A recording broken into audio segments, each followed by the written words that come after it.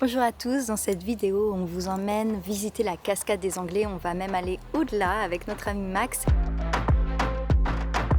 On va monter au-dessus de la cascade habituelle et vous allez voir, il va nous arriver quelques petites mésaventures. Lui tenir la main, Elma, là.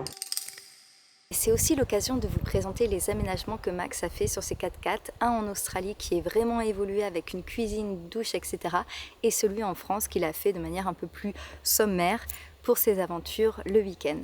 Donc j'espère que cette vidéo vous plaira, n'hésitez pas à vous abonner à la chaîne parce que la semaine prochaine on vous emmène en Camargue voir les flamants roses.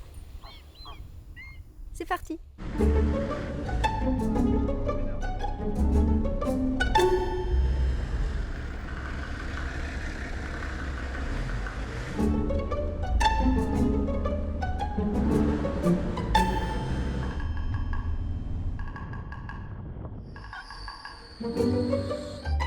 On va chercher Aya. Bonjour à tous, donc normalement on est à la première cascade, ça va faire un midi. On a combien de temps de marche? 1 heure. Pour la première.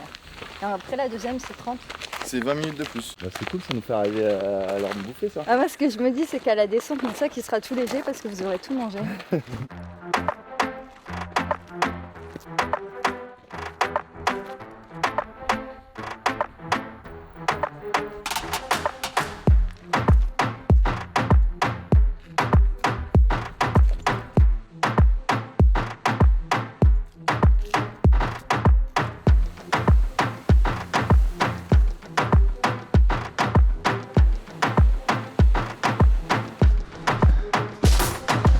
Là, ça grimpe. Le repos du guerrier. Ah ouais.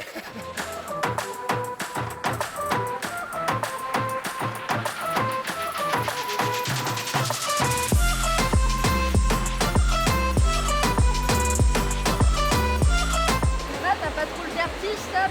Non, non, ça va.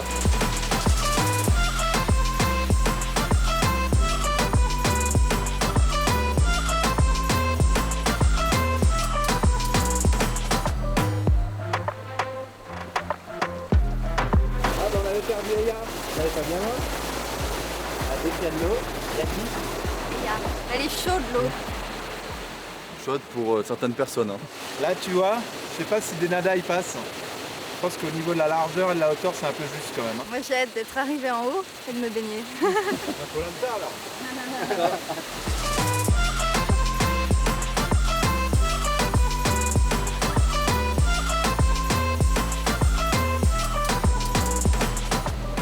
Regardez-moi celle-là qui accélère le pas.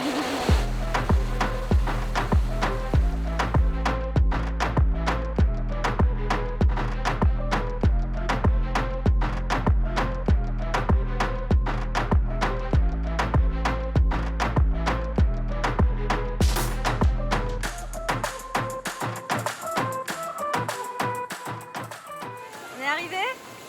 Ouais.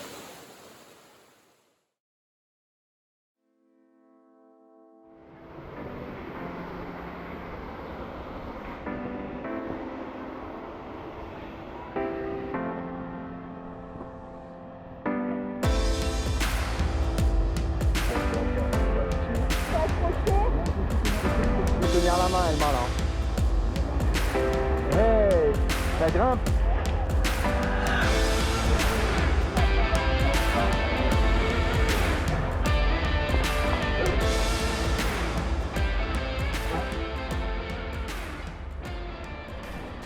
La vue est trop belle. On est tranquille, il n'y a personne. C'est qui nous a trouvé ce spot? C'est Max! Max, il a assuré grave. Alors, Max, Grave. dis-moi comment t'as trouvé ce spot. Tout simplement en escaladant, j'ai vu un petit chemin et puis je me suis aventuré sans le sac à dos Ouais. dans un premier temps pour voir si c'était accessible. Puis du coup c'était accessible, donc du coup j'en ai parlé à Elma et Sam et on a décidé de faire le chemin et on n'est pas déçu de la vue quoi. Et donc, Et en du plus coup, on est tout seul. Du coup, la morale, c'est quoi quand t'arrives à un endroit? Il faut toujours chercher plus loin et sortir des chemins battus pour trouver des spots encore plus magnifiques que le spot touristique. Qu'est-ce qu'on va faire? Pique-niquer. Manger et se baigner. Ah, ça, c'est important du coup, ouais. Allez, c'est parti.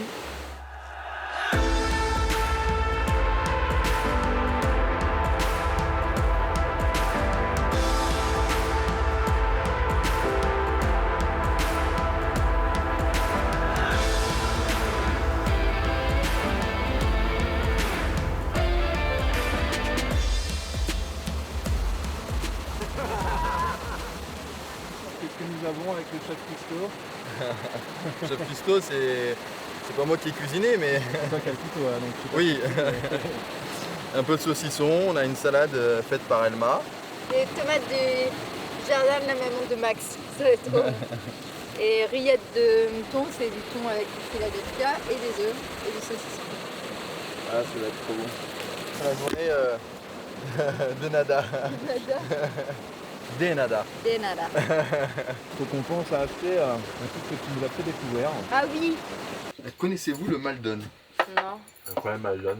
Le Le Maldon, Maldon. c'est un sel qui va saler légèrement ton plat en exhaustant le goût de ton plat. Et du coup, il va rajouter un petit croustillant aussi quand tu vas croquer dedans. Ça c'est cool. Yeah. Quand t'accumules avec les nuits qu'on passe et tout, on travaille beaucoup plus, mais c'est un vrai luxe. Oui, puis c'est une passion aussi. Ouais, Tu ne exactement. le fais pas par obligation. Non. Tu es vraiment dans un cadre de vie où tu vas apprécier les choses et tu vas pouvoir créer par rapport aussi aux ambiances, aux énergies qui sont aux alentours.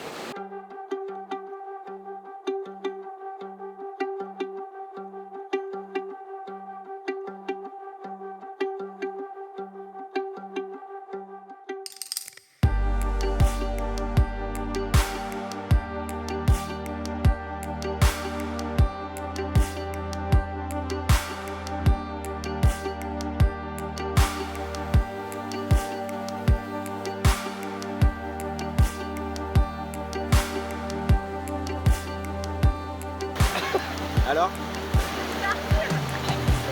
première prise.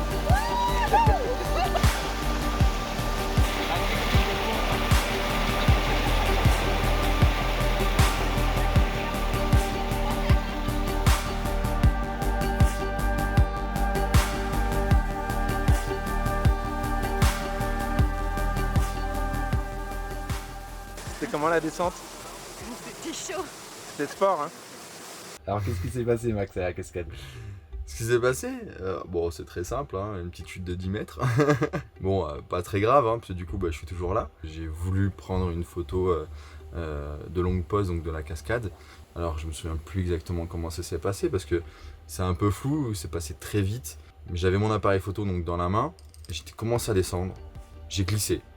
Je me suis retrouvé directement dans la piscine, entièrement trempé dans l'eau, avec l'appareil photo en main. Donc j'essaie de remonter, je me suis un peu fait mal, mais c'était superflu, quelques égratignures, un peu de sang, mais donc j'appelle Sam.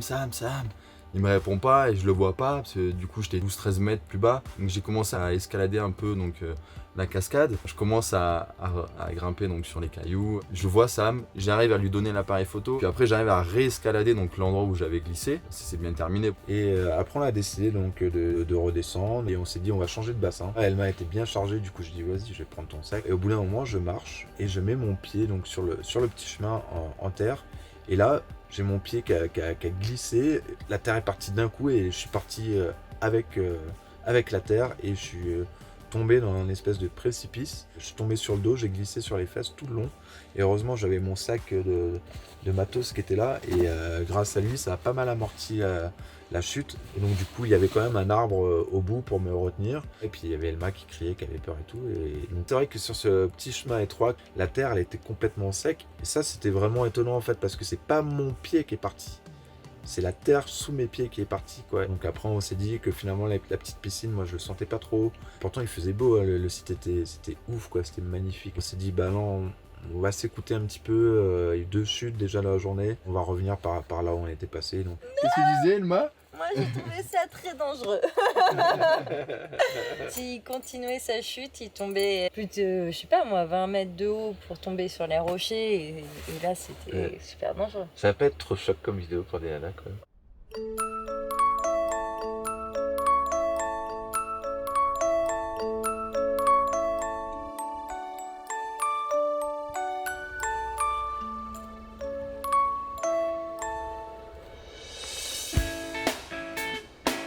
Le boulanger est arrivé. Ça va être bon ça. C'est pour ça que ça m'est réveillé. Comment sortir Sam du lit? Il y a du chocolat. Le café est bientôt prêt.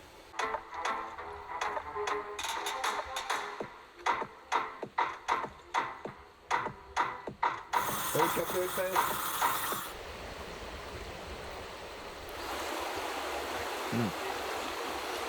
Trop bon. C'est qui a tout ça dit? C'est Léa. Elle a mangé son pain au chocolat, elle a mis des miettes partout. C'est une coquine, hein, Léa. On me sent, tu sais déjà. Toi, c'est une cuillère de miel? C'est 5 étoiles quand on a le petit-déj. Non, c'est bon. Super. C'est cuisiné avec amour par Max ce matin. Il s'est levé aux aurores pour nous faire des croissants. Encore meilleur dans la nature. Bah alors Max, c'est bon ce petit déj? C'est parfait. Comment on a rencontré Max? On s'est rencontrés au meeting de Greg et du coup on a commencé à échanger, on a passé une partie de la journée ensemble et après on a gardé contact. Et là t'es venu nous rejoindre dans l'aventure. C'est ça, pour voir un peu l'aventure des Nada. Nous aussi tester quoi alors? Tester l'aménagement que j'ai fait avec mon père donc dans le 4x4. C'est un aménagement très basique, hein. On a juste tout simplement fait un coffrage avec 2 couvercles. C'est juste des planches de bois qu'on a assemblées pour que le coffre soit plat. Comme ça, quand je rabats les sièges, je peux du coup mettre 2 matelas gonflables, autogonflants. Et du coup, ça me permet d'avoir un lit de 2 mètres sur 1,40 m. Et c'est le seul petit aménagement, mais ça suffit avec un petit réchaud et tout. Donc ça c'est ton van. Ah, attends, j'ai pas les clés. Le truc qui est marrant c'est que Max il a jamais ses clés. Donc hier t'as pu tester un petit chemin et du coup tu l'as un peu baptisé, c'est ça? C'est ça, et du coup d'avoir refait un petit peu de boue hier, ça m'a rappelé des souvenirs du coup de l'Australie. J'ai montré pas mal de photos, des paysages et aussi des endroits où j'ai été à Sam et Alma. Et en Australie t'avais quoi comme... J'ai aménagé un 4x4 avec un ami que j'ai rencontré sur place. C'est un Nissan Patrol et pour que là l'aménagement était complètement différent. J'avais une tente de toit, une rooftop. Je voulais vraiment que l'intérieur fasse comme un camping-car, hein, comme un van aménagé, mais pas dormir à l'intérieur.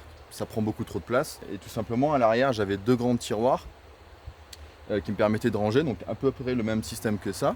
Et sur le dessus, donc j'avais des caisses de rangement pour du coup les couettes, une caisse à outils, garde-manger.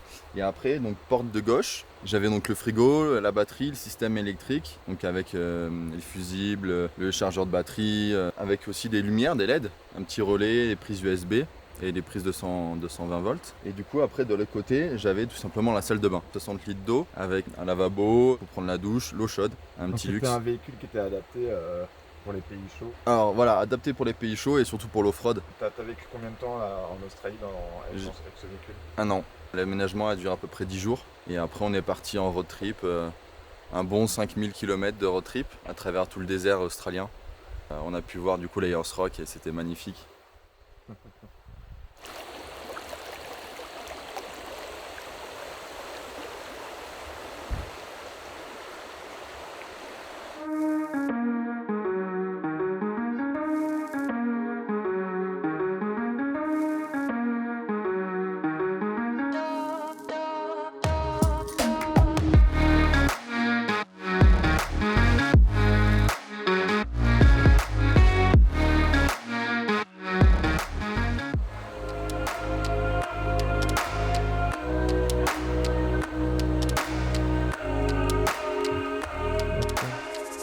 On a les petites courses qui viennent Nanda. C'est trop cool. Hop là. Noël. Hop là. Alors c'est quoi? Nouveau téléphone. Merci. Il faut Trop pas bien. le casser celui-là. Hein. Non, arrête. Ah bah qui c'est qui me l'a cassé? Non mais moi je suis tombé. Mais il adore les blagues, regarde, il a mis un vieux dedans. Trop cool, en blanc, génial. Trop bien. Merci. Trop bien. Merci.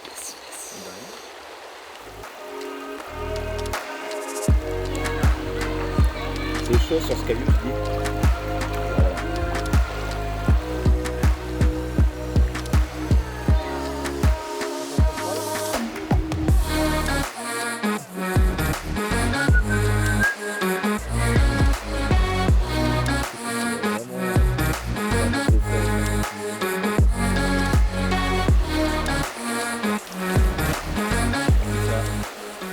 C'est assez propre.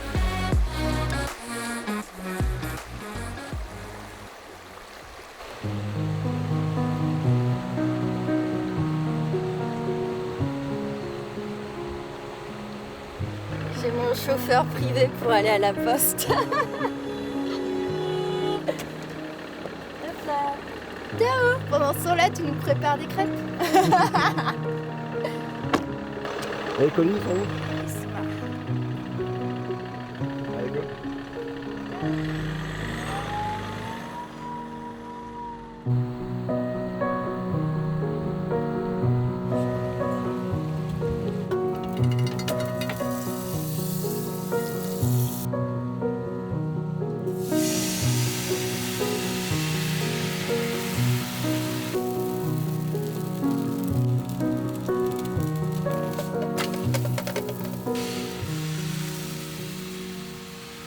Alors c'est bon, tout est parti? Yeah. Oh. Soleil.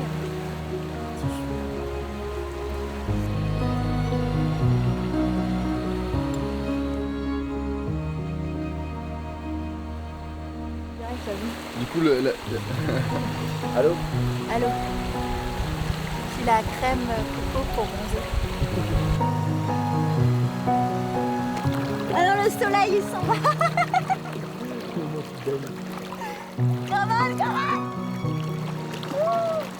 Alors j'espère que cette petite vidéo vous a plu. N'hésitez pas à laisser un petit commentaire, un petit pouce bleu, à vous abonner à la chaîne. C'est vraiment très important pour nous parce que ça permet à l'algorithme de YouTube de savoir que nos vidéos peuvent être montrées à d'autres personnes et ça supporte vraiment notre aventure. C'est essentiel.